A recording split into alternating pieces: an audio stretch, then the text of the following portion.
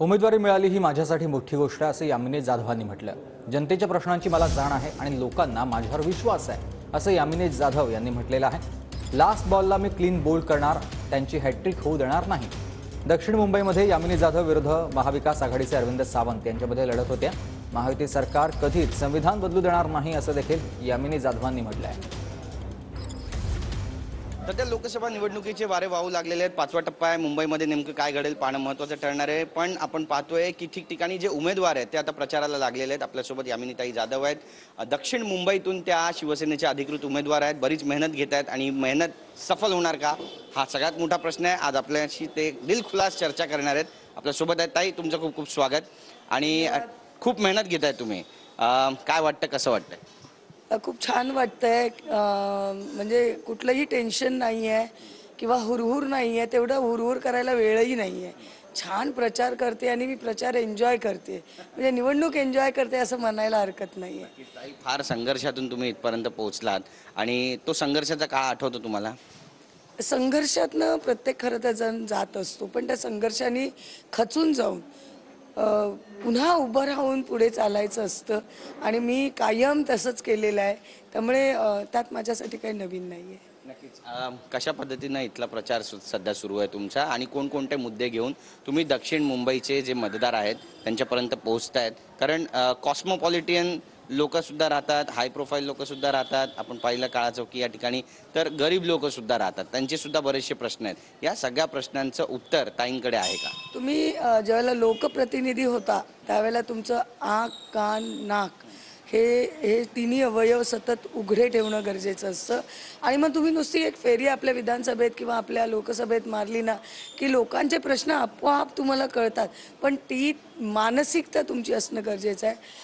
त्याची जाण मला पुरेपूर आहे, इथल्या लोकांचे काय प्रश्न आहेत। आणि सगळ्यात पहिला आज आपण गुलालवाडीच्या या दिगंबर पंथाच्या देरासरमध्ये आहोत।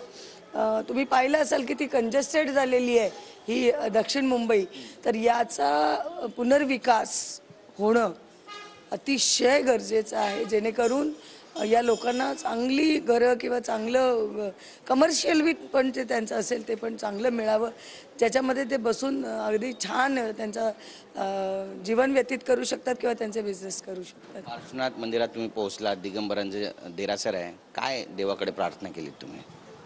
योग्य असेल ते कर। जर मी बरोबर असेल, मी लोकांना ची मदत खरंच चांगल्या मनाने करत असेल, मदतीच्या भावनेने करत असेल, कारण मी तुम्हाला खरं सांगू, मी कुठलंही तिकीट कधी मागून माझ्याकडे आलेलं नाही। जाधव साहेबांनी कधी तिकीट कोणाकडे मागितलेलं नाही आहे। नगरसेवक पद पण आम्हाला असेच तिकीट मिळालं, आमदारकी मला समोरनं मिळाली, खासदारकी पण आत्ता समोरनं मिळालेली आहे। सो मला असं वाटतं की मी देवाला एवढंच म्हटलं, तुला वाटत असेल की मी खरंच निस्वार्थी भावनेने लोकांची सेवा करते आणि करण्याची इच्छा आहे, तर याच्यामध्ये मला यश दे। मी लकी आहात, देवाचा आशीर्वाद आहे की तुमची मेहनत पण आहे? माझी हा संगम असतो सगळ्या गोष्टीचा। तुम्ही लकी आहात म्हणून तुम्ही आता मी समजा मी लकी आहे, मला तिकीट मिळालं, मी लकी आहे। महायुतीच्या सगळ्या प्रमुख नेत्यांनी माझा विचार केला, महिलेचा विचार केला, 25 वर्षानंतर जयंतीबेन मेहतानंतर माझा विचार झाला, ही खूप माझ्यासाठी मोठी गोष्ट आहे। म्हणून मी घरी बसून सगळं अलबेल होणार नाही आहे, तर त्याच्याबरोबर संघर्ष, मेहनत हे आलंच।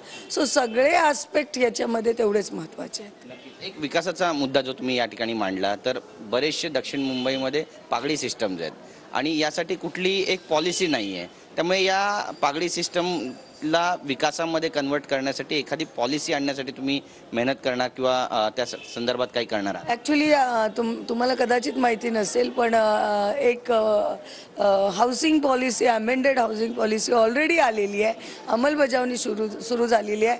त्याच्यामध्ये सेज, नॉन सेज, पागडी, PMGP, पुनर्रचित, NTC, दिग्विजय लँडची जशी काय आहे ती, या सगळ्याचं रिडेव्हलपमेंट कंपल्शन आहे। एक आयुमान त्याचं कंप्लीट झाल्यानंतर पागडीवाल्यांना पण टेनंटना करावंच लागणार आहे, त्यांचा जो मालक आहे त्याला जावंच लागणार आहे, अर्थात त्याचा जो अधिकार आहे तो त्याला मिळणार आहे, पण तो नाही म्हणू शकत नाही आहे।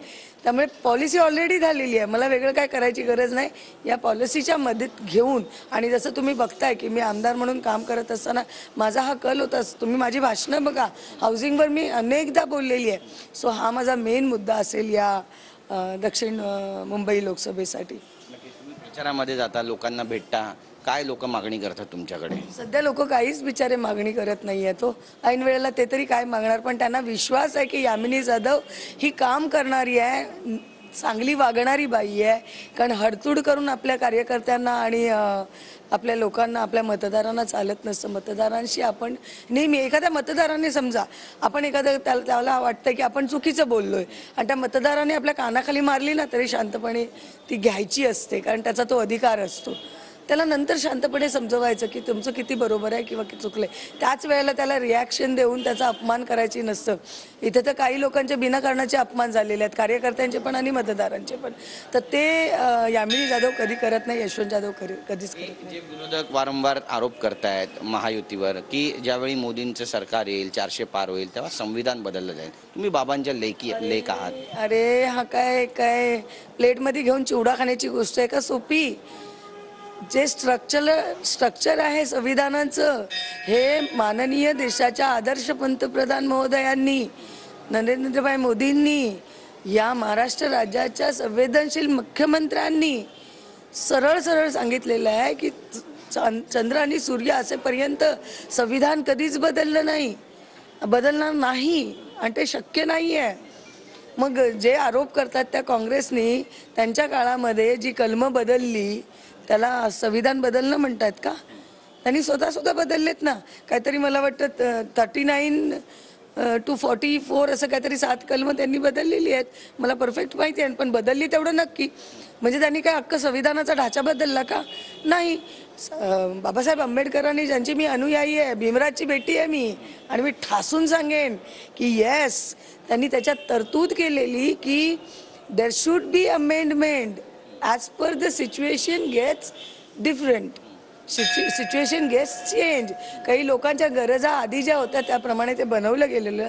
मग तुम्ही फॅसिलिटीजच्या गोष्टी म्हणा, प्रोव्हिजन्स म्हणा, योजना म्हणा, या सगळ्या गोष्टी त्या परिस्थितीला लक्षात घेऊन केल्या होत्या. ती परिस्थिती जशी बदलत जाईल त्याच्यात छोट्या छोट्या अमेंडमेंट होतात आणि काँग्रेसच्या सरकारमध्ये त्यांनी केलेल्या आहेत. याचा अर्थ संविधान बदलणं खाऊ नाही आहे आणि कोण बदलणार नाही, आणि हे सरकार, महायुतीचं सरकार, ते बदलू देणार नाही. तुमचा जो सामना आहे इथे अरविंद सावंत यांच्याशी आहे, ते सुद्धा खासदार राहिलेले आहेत आणि आता हॅट्रिक करतील अशी सुद्धा चर्चा त्यांच्याबद्दलची. तुम्हाला ही रास्त वाटते का चर्चा? एक सांगू, क्रिकेट मॅच सारखं घेऊया आपण हे. लास्ट बॉल आहे आणि त्यांना हॅट्रिक करायची असेल, पण मी पण चांगली खेळाडू आहे, कारण माझ्या पाठीशी माझी लोकसभा उभी आहे. महिला आघाडी आणि महिला आघाडी व्यतिरिक्त जे महिला आघाडीत सामील नसलेल्या महिलांचा इतका साथ आहे ना की लास्ट बॉलला त्यांना हॅट्रिक करायला चान्स आहे. पण लास्ट बॉल मी क्लीन बोर्ड करणार, त्यांना क्लीन बोर्ड करणार आणि त्यांची हॅट्रिक होऊ देणार नाही. कारण हा क्लीन बोर्ड मला ताकद दिलेल्या नरेंद्र मोदी साहेबांसाठी आहे, कारण त्यांची हॅट्रिक होणार आहे. म्हणजे एकदम इरादे मजबूत आहेत. एकदम इरादे मजबूत और कायम है और उम्मीद पे चल रहे हैं और अंधविश्वास से नहीं चल रहे, पूरी विश्वास के साथ चल रहे हैं. कॅमेरा पर्सन रोशन सह गिरीश गायकवाड, TV9 मराठी, मुंबई.